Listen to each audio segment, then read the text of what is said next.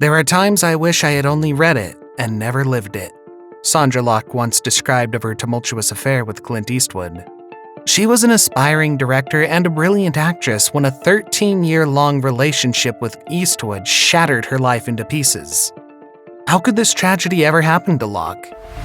In today's episode, we'll delve into the heartbreaking and dark love story that roared in Hollywood for more than a decade.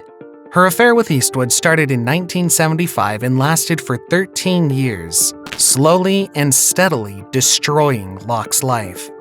It all sparkled as a passionate romance. She was an aspiring actress with ambitions to shoot and direct in Hollywood, and Eastwood was on the peak of his Hollywood fame.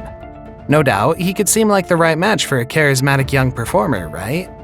After all, he was an influential and widely recognized director and Academy Award-winning actor who could presumably lend a helping hand to unlock Sondra's potential.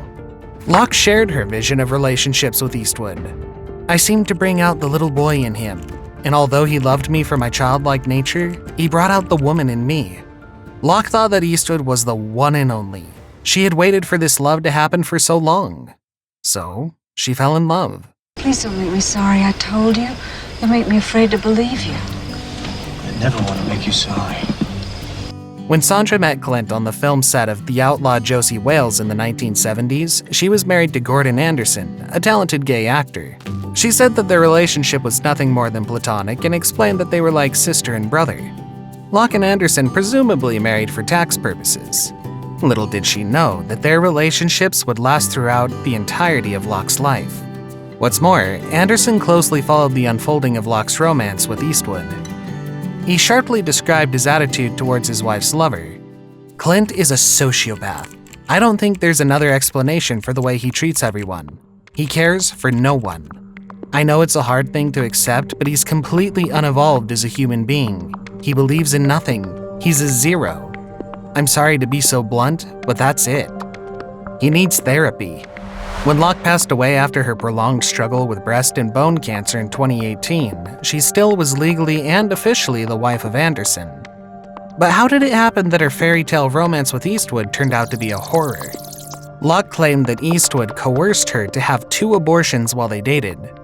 In her biography, The Good, the Bad, and the Very Ugly, A Hollywood Journey, she explained that Eastwood thought it would be impossible to balance raising children with their hectic lifestyles. He wouldn't like to compromise, and she yielded to his requests. But today, Eastwood's reluctance to have children from Locke seems like a manipulation. At least, he had a prolonged romance with another woman, exactly at the same time that he and Sondra were close. Eastwood became a father of 2, leaving Sondra bitter and overwhelmed with the news of his infidelity afterwards. She wrote in the book, "Clint complained of the IUD. It was uncomfortable for him. And he, too, was not in favor of birth control pills, so he suggested a special clinic at Cedars Hospital where they taught a natural method of birth control. Locke counted fertility days and had regular pregnancy checks to avoid unpredictable situations. She shared, "The whole process was awkward and entailed taking my temperature every morning and marking the calendar, etc. But the method proved itself wrong twice, forcing Locke to make a complicated decision under Eastwood's pressure. However, it wasn't the series of abortions that brought their relationship to an eventual end. Actually, Sondra wanted to claim her professional independence and break free from Eastwood's charismatic influence. I understood that it would be at the risk of our relationship, and when I did, that was the beginning of the end," the actress said to the Post, describing the time when she was at odds with Eastwood. Are you finished with your little speech? Yeah, I'm finished. I do not work for you, and if you ever raise your voice to me again, I will scratch out your eyes! In the memoir, Sandra also described how their relationships deteriorated over the years, making her anxious about the future. As she wanted to come out of his shadow, she immediately crossed the unspoken, secret boundary set by Clint in the relationship. He evidently thought that Sondra should remain in his shadow. But at that period, Locke eventually managed to direct 2 films, Ratboy in 1986 and Impulse in 1990. It was the time when she wanted to take her chance in Hollywood, but we're wondering whether it was possible in an industry dominated by men. At the end of the 1980s, their romance was on the verge of collapse. One evening, Sondra came to the home she shared with Eastwood for more than 10 years to find the door's locks had been changed and her clothes boxed up. Locke filed a palimony lawsuit against one of the biggest Hollywood stars. In his depositions, Eastwood described Locke as an occasional roommate for 10 years. I never told you that I loved you. Sondra waged war against the man that she used to think was the love of her life. The couple eventually settled the suit, and Locke concluded a $1.5 million deal with Warner Brothers. It was supposed to be the time for her to become an independent director, but things turned out differently. As years went by, Sondra couldn't sign the contract with the Warner Brothers company. For 3 years, she repeatedly suggested ideas for dozens of films of professional aspirations, but she got rejected over and over again. Sondra risked everything and filed the second lawsuit against Eastwood. This time, Locke accused him of fraud as the deal with the studio didn't work and he could potentially stall her progress in filming. Sondra believed her ex put up roadblocks to prevent her from becoming a self-reliant director. In the 1990s, she filed a second lawsuit against Eastwood, accusing him of fraud. The court settled the case, and Locke received an undisclosed sum of compensation. Locke shared her message that people cannot get away with whatever they want to just because they're powerful. But the scandalous breakup with Eastwood took its toll on the actress's reputation, leaving Locke with no real opportunities to return to Hollywood. Although she won the lawsuit battles, Sondra lost the war for her career. Years after the scandal, Locke shared her opinion on everything that happened. People can say, he made her famous, he gave her movies. He didn't give me movies. I did a job, she said.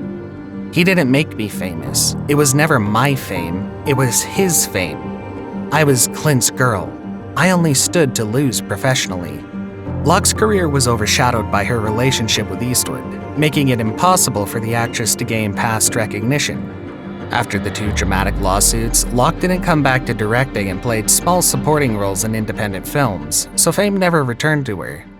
Years afterwards, she revealed her life struggles in the memoir. Sondra once said, "I will try to cover the good years as well as the bad and the ugly. Also, in even the worst ugly things, there can sometimes be a lot that will make you a better person." Chasing the Hollywood dream brought bitterness and pain into Locke's life, and it also greatly deteriorated the actress's health. While suing Eastwood and trying to save her career, Sondra was diagnosed with breast cancer. It came as a bolt out of the blue and became another tragedy that made her battle health issues for years.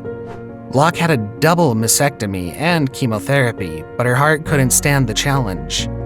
The actress passed away in 2018, leaving behind a controversial story of hardship and triumph. Would it have been better if Locke had never dated Eastwood? Perhaps. A relationship with an influential actor could help an aspiring director climb the career ladder and gain precious experience. But the sweet romance turned into a messy, decade-long scandal. Building a career in a misogynistic business can be daunting. Locke was a sexy female lead, associated primarily with Eastwood's projects.